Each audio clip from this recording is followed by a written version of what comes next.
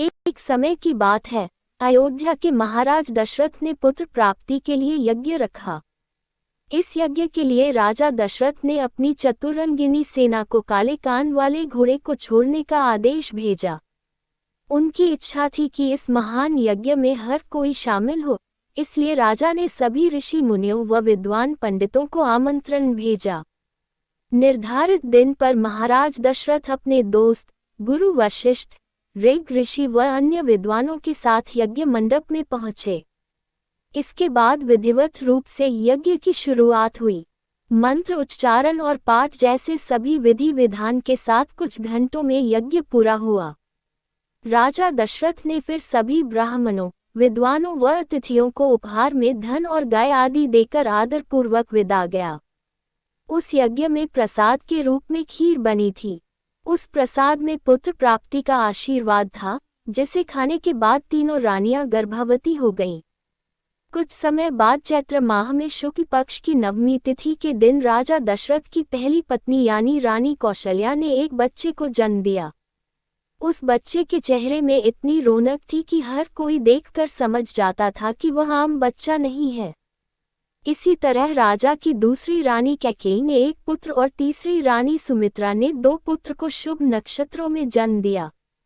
राजा दशरथ का महल और नगर 4 पुत्रों के जन्म से खिलखिला उठा। चारों तरफ आनंद और जश्न का माहौल था। पूरी प्रजा खुशी से गा व झूम रही थी। इस खुशी को देखकर देवता भी फूलों की वर्षा करने लगे। इस जश्न में शामिल होने के लिए कई ब्राह्मण भी पहुंचे और राजा दशरथ के बेटों को आशीर्वाद दिया।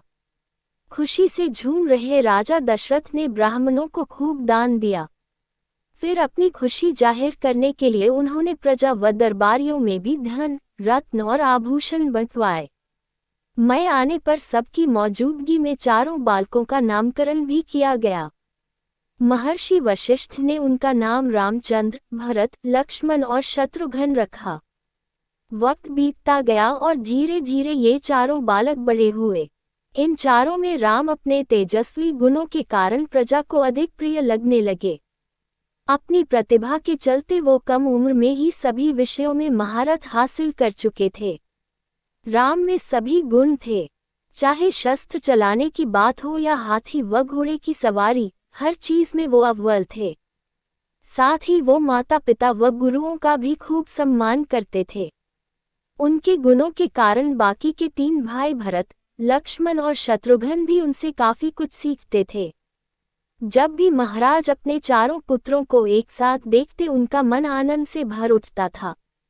राम में मौजूद गुणों के कारण उन्हें श्री राम और भगवान राम तक कहा जाने लगा।